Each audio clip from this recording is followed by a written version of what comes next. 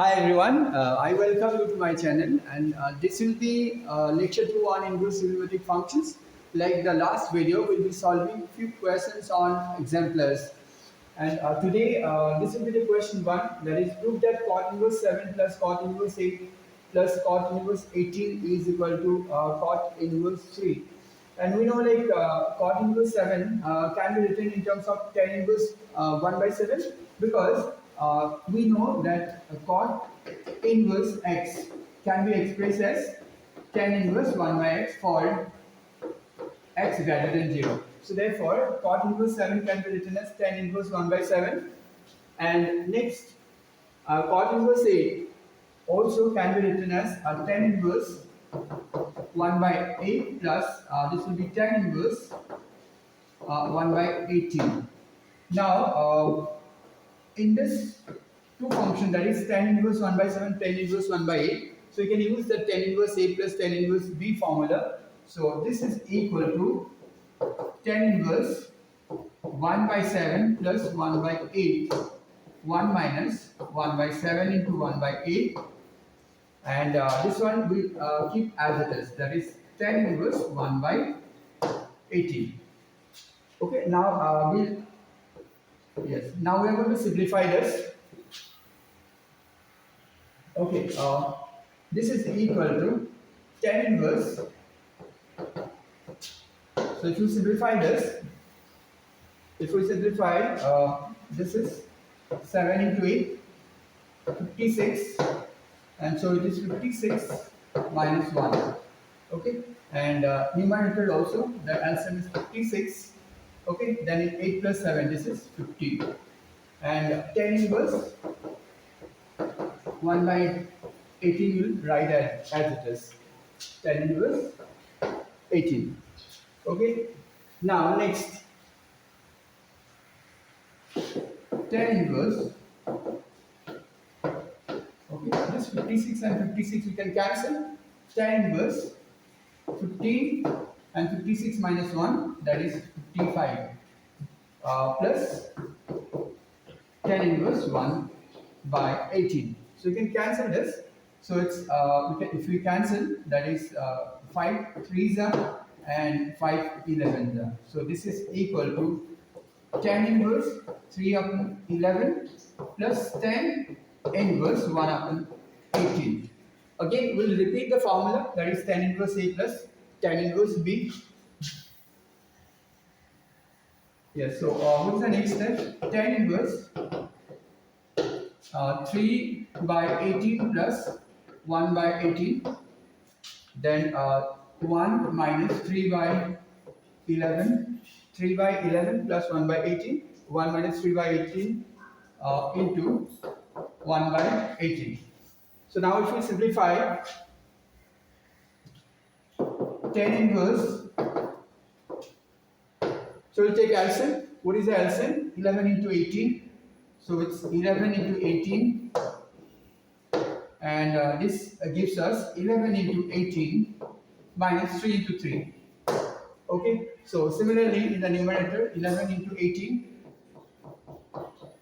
18. So we'll just multiply 11 into 18 into 3. Okay, 54 plus 11 into 1. This is 11. Okay, that is 11. 18 into 3 will multiply. That is 54 and plus 11. So we can cancel this term.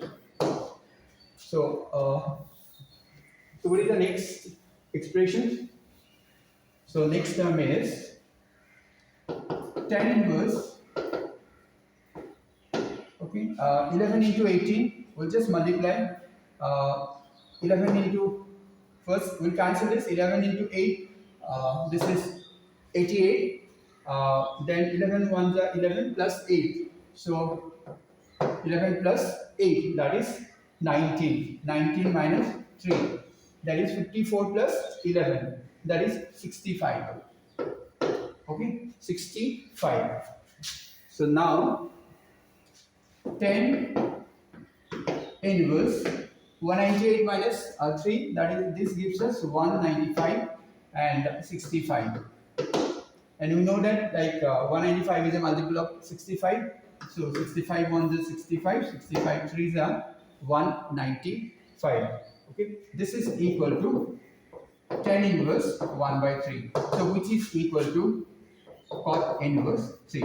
So which is a right hand side. Okay, this is you have seen easy questions, but very important. This type of questions are. So next we'll just move to next question. We have taken another questions. What is this? What you have to do is find the value of this. So we need to find the value of sine 2 tan inverse 2 by 3 cos tan inverse root 3. So how to solve this? Sine, so 2 tan inverse 2 by 3. So that is 2 tan inverse x. So we know that 2 tan inverse x can be written as tan inverse twice x. X means 2 by 3. So 2 into 2 by 3, 1 minus x square. X square means 2 by 3 square, that is 4 by 9. Okay, we are just using 2 tan inverse x formula. Now plus cos. Okay, this is tan inverse root 3. So we know like tan inverse x can be written in terms of cos inverse x. So we are going to write this. So this is tan inverse root 3. So we know that tan theta is perpendicular by base. So how to express tan inverse root 3 in terms of cos inverse? So if we represent this tan theta we know that perpendicular by base. So this root 3 can be expressed as root 3 by 1, that is root 3 by 1. So if this in a right triangle, there's a perpendicular is root 3 and the base is 1. Then with the help of the Pythagoras, we know that the hypotenuse will be 2. So therefore, if we express this tan inverse root 3 in terms of cos inverse, it will be base by hypotenuse, that is 1 by 2.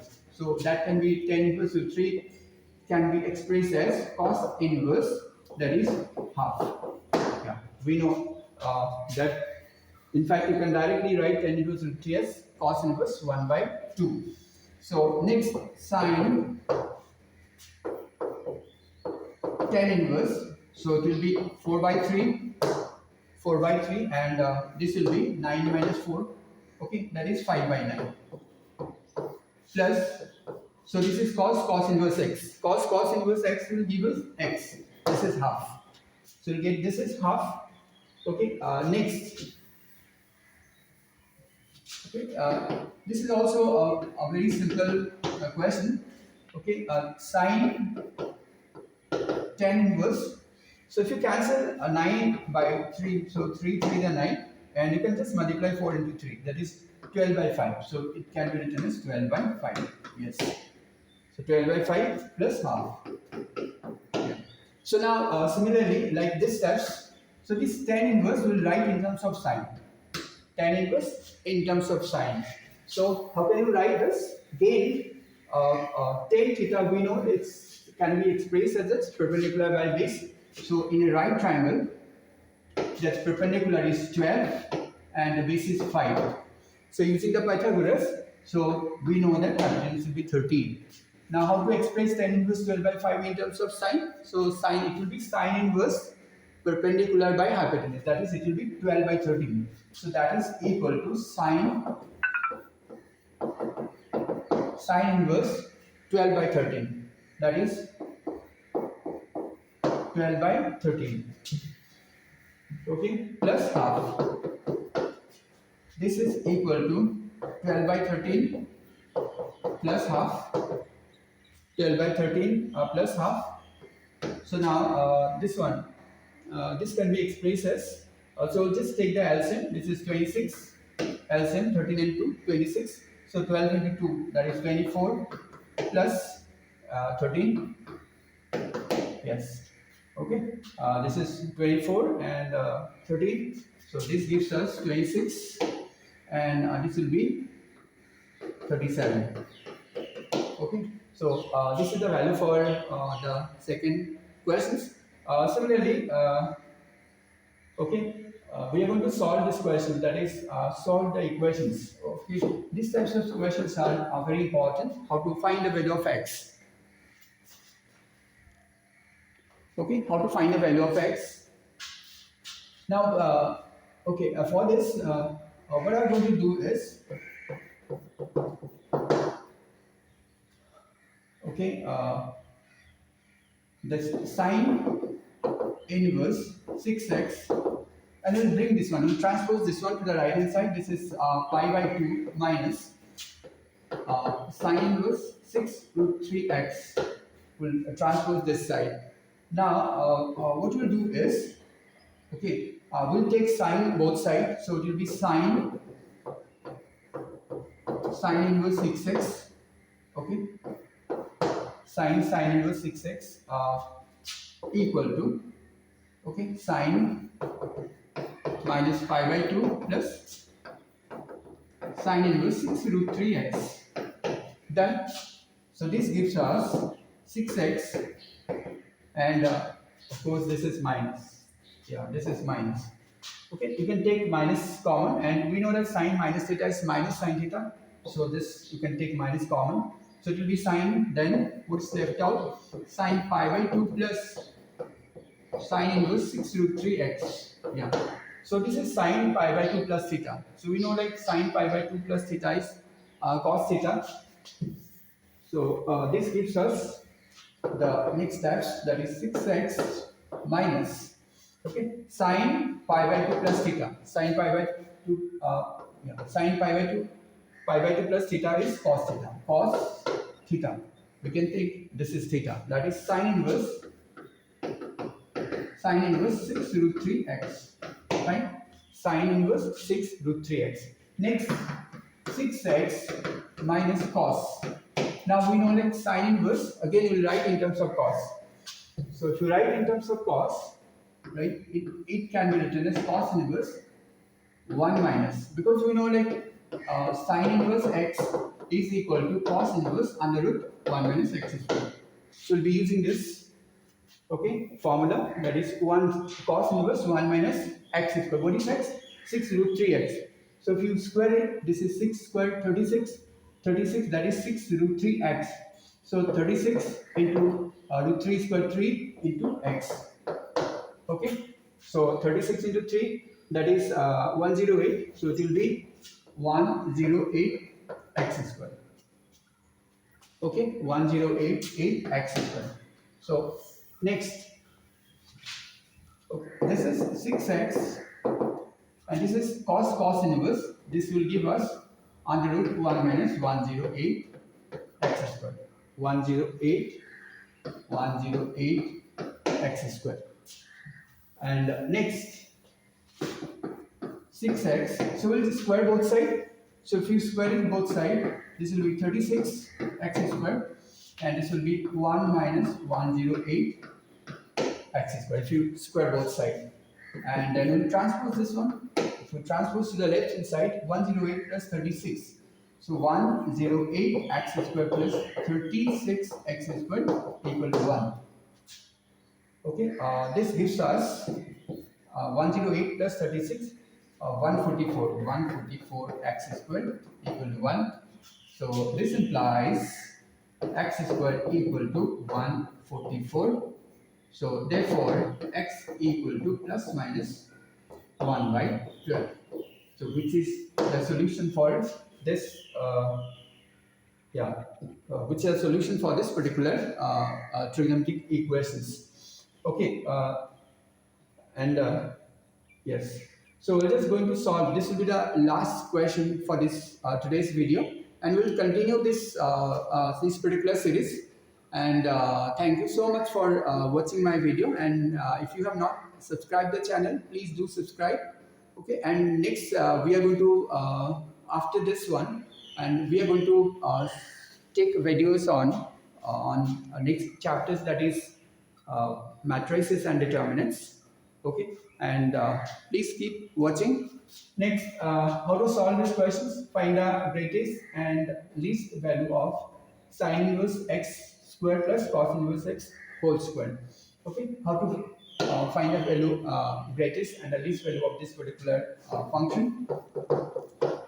So we know that this we can relate to a particular formula, that is a square plus b squared. So a square plus b squared, we know that we can write in the form of a plus b whole square minus twice ab. First we are going to use this formula. So this is a square plus b square can be written as sine inverse x plus cos inverse x whole square minus 2 sin inverse x cos inverse x. Fine. And we know that this is equal to pi by 2. So it's pi by 2 whole square minus 2 sin inverse x. And again cos inverse x we'll write in terms of sin inverse x. That is pi by 2 minus sin inverse x. Fine. Next, this will be pi square by 4 minus, and if we just multiply, this will be pi sin inverse x, and if we multiply this this term and the last term, it's plus, minus and minus, it's plus. So 2 sin inverse x whole square. So finally, you got these terms. Okay. So let us simplify a little more than this, so that it becomes easy for us to find the greatest and the least value. Next, what I am going to do is, from these three expressions, we are going to take 2 common, right? 2 common. If we take 2 common, so, and we'll arrange the term, we'll keep this one as the first term, sin inverse x whole square. And if we take 2 common, so this will be pi minus pi by 2. This will be minus pi by 2 sin inverse x. And this will be pi square by 8. Yeah. So if you take 2 common. Next, normally if we try to find greatest and least value, if it possible, we'll just try to express the expression as the sum of 2 squares. Okay, we'll just try to do that only here. 2. Okay, this is sin inverse x whole square. Okay, and this is minus. We're just trying to write a minus b whole square formula. So this, out of these expressions, we can just write minus 2 into sin inverse x into, because we need to get minus pi by 2 into sin inverse x, so we can just write pi by 4. Because if we just multiply 2 into sin inverse x, this is a, 2 into a, and b we can think of pi by 4. And in case if we multiply this, we are going to get this terms. So plus, if it is b, so it will be pi square by 16. Pi square by 16. Right? So this term we are not utilizing pi square by 8. So we can just write this, that is pi square by 8. And this is an additional term, what you have written, pi square by 16. So let's just subtract that. So pi square by 16. Yes. So this can be written as 2. Okay, sin inverse x minus a minus b. B is what? Pi by 4. So sin inverse x minus pi by 4 whole square plus, we'll just simplify this. So 8 and 16, this will be 16, right? This is pi square by 8 and 16, 16. So this will be 2 pi square minus pi square. So this gives us pi square by 16. Yeah. So we got this. Now from this we have to decide, we have to decide like what is the least value, what is the greatest value. So obviously the least value occurs if this is equal to 0. Okay, if this is equal to 0, that least value occurs. So what will be the least value? Least value will be that 2 into pi square by 16. That is least value.